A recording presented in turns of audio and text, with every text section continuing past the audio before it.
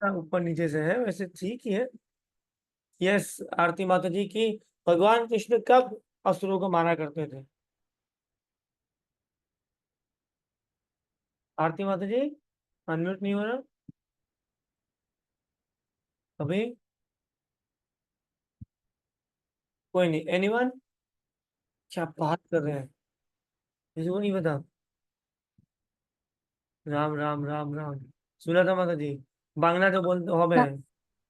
হরে কৃষ্ণ হরিদাস যখন গোপ সখাদের সাথে ওই গোচরণে যেতেন, গরু বাছুরদের নিয়ে তখন।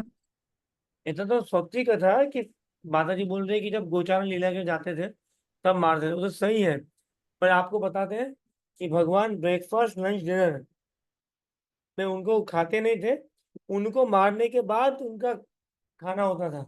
जब सुबह एक राक्षस को मार दिया मतलब ब्रेकफास्ट का समय हो गया। दिन में किसी को मारा मतलब अब लंच का समय है। और जाते आते एक को मार के आते थे। और ये सत्य है, मैं मतलब मजाक नहीं कर रहा हूँ आप लोगों के साथ। ये सत्य है कि भगवान सुबह भोर मेला में जैसे 8, 8:30, 9 बजे पहुंचे किसी सपोज भांडे वन में, या हमारे अ, बेल वन में, ताल वन में, तो पहले एक राक्षस का वध किया। ओहो चलो, ब्रेकफास्ट का समय हो गया, हरी बोल। तो दिन में सुस्ता रहे। तो डेली बेसिस पे, यस डेली बेसिस पे, क्योंकि आपको क्या लगता है कि जितना कृष्णा बुक में खाली राक्षस मेंशन है, कि कंस ने इतने ही भेजे थे? कंस जैसा महान इतना बड़ा असुर, वो दिन में इतने इतने सारे राक्षस भेजा करता था। तो भगवान सुबह ब्रेकफास्ट लंच डिनर में राक्षस नहीं खाया करते थे। राक्षस को मार के आराम से मजे करके नहा धो के खा के फिर अपना ब्रेकफास्ट यशोदा मैया भेजा करती थी, वो पाया करते थे। अगासुरवध। एक दिन प्रातः काल भगवान कृष्ण ने ग्वाल बालों सहित जंगल को जाने की इच्छा की, जहाँ एकत्र होकर सब लोग एक साथ कलेवा कर सके। कलेवा मतलब भोजन ले सके। जो ही वे सोकर उठे तो उन्होंने महिष सींग बजाया। ऊ, ऐसा कुछ बजाया होगा। और अपने मित्रों को बुलाकर एकत्रित किया। वे सब बछड़ों को आगे करके एक जुलूस के रूप में जंगल के लिए रवाना हुए। इस प्रकार कृष्ण ने हजारों ग्वाल मित्र एकत्र कर लिए। उनमें से हर एक छड़ी, बांसुरी, सींग तथा कलेऊ का झूला लिया था, और उनमें से प्रत्येक हजारों बछड़ों की रखवाली कर रहा था। उस पर्यटन में सभी बालक अत्यंत प्रमुदित प्रतीत होते थे। उनमें से हर एक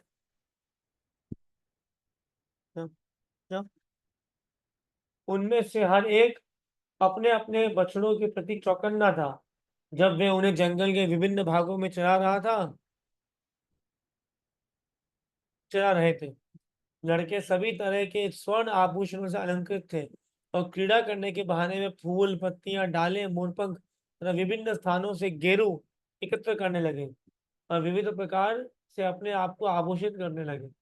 जंगल में जाते हुए बालक एक दूसरे का कलेवा चुरा कर तीसरे के पास पहुंचा देते।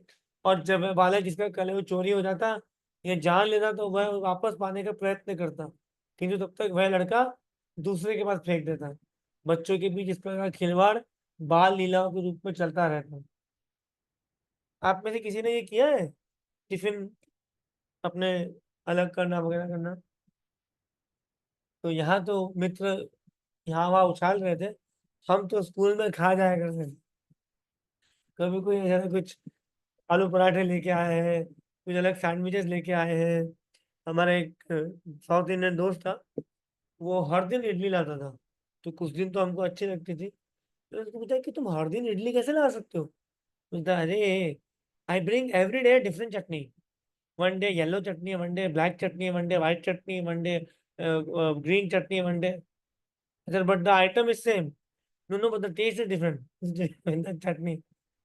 तो हम लोग तो टिफिन चुरा के खा जाया करते थे मित्रों का।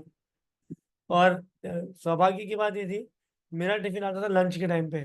लंच ब्रेक पे माँ, जैसे मैंने बताया था कुछ दिन पहले, गरम गरम ही लाया करती थी।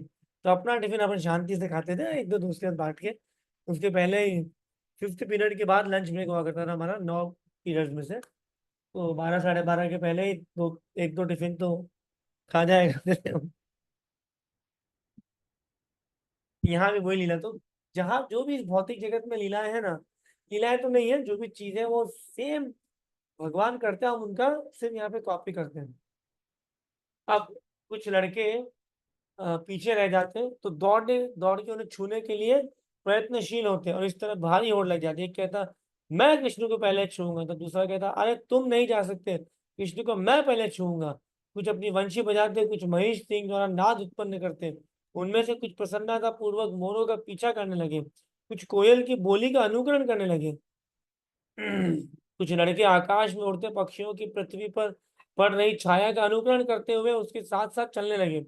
कुछ बंदरों के पास जाकर उनकी बगल में चुपके से बैठ गए, और कुछ एक मोर नृत्य का अनुकरण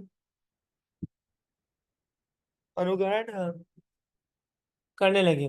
कुछ बंदरों की पूंछ पकड़ कर उनके साथ खेलते, और जब बंदर वृक्षों पर कूदते तो बच्चे भी उनका अनुकरण करते। जब कोई बंदर अपना चेहरा और दांत दिखाता तो लड़के उसकी नकल करके उसे भी दांत दिखाते। कुछ लड़के यमुना तट पर मेंढकों के साथ खेलते, और जब मेंढक डर के मारे पानी में कूद जाते तो वे भी उनके पीछे डुबकी लगाते, और जब वे पानी में अपनी परछाई देखते तो पानी के बाहर निकल आते। खड़े होकर अनुकरण करते, व्यंग्य करते, हंसते। वे सूखे कुएं के पास जाकर जोर से शब्द करते, और जब प्रतिध्वनि आती तो वे गाली करके हंसते। ये आध्यात्मिक दुनिया आनंद से भरी हुई। जैसा कि भगवान ने स्वयं भगवद गीता में कहा है कि अध्यात्मवादियों ने ब्रह्म परमात्मा तथा भगवान के रूप में अनुपात में अनुभव करते हैं। यहाँ पर भगवान कृष्ण जो अपने शरीर तेज से निर्विशेषवादियों को ब्रह्म साक्षात्कार कराते हैं, भगवान के रूप में अपने भक्तों को भी आनंद प्रदान करते हैं। जो लोग माया के वश में हैं वे उन्हें केवल सुंदर बालक समझते हैं, फिर भी उन्होंने अपने साथ खेलने वाले ग्वालों को पूर्ण दिव्य आनंद प्रदान किया। पुण्यों के संचित होने पर ही वे ग्वाल बाल भगवान की संगति करने का लाभ उठा पाए। भला वृंदावन वासियों के दिव्य भाग्य का अनुमान कौन लगा सकता है। वे उन भगवान को साक्षात अपने सम्मुख देख रहे थे, जिन्हें अनेक योगी कठिन तपस्या करके भी प्राप्त नहीं कर पाते। यद्यपि वे प्रत्येक हृदय में विराजमान है, ब्रह्म संहिता में इसकी पुष्टि भी हुई है। भले ही कोई कृष्ण की खोज में वेदों तथा उपनिषदों के पन्ने पलटता है, किंतु उन्हें वहां खोज पाना अत्यंत कठिन है। यदि उसे किसी भक्त की संगति करने का सुयोग प्राप्त हो जाता है तो वह भगवान को साक्षात देख सकता है। पूर्व जन्मों में पुण्य को संचित करते रहने से ग्वाल बाल और बाल कृष्ण को साक्षात देख पा रहे हैं, और मित्र रूप में उनके साथ खेल रहे हैं। वे कभी भी नहीं जान पाए कि कृष्ण श्री भगवान है, अपितु वे उनके प्रति प्रगाढ़ प्रेम के कारण उनके साथ घनिष्ठ मित्र के रूप में खेल रहे हैं। Okay, let us stop here for today. Thank you so much.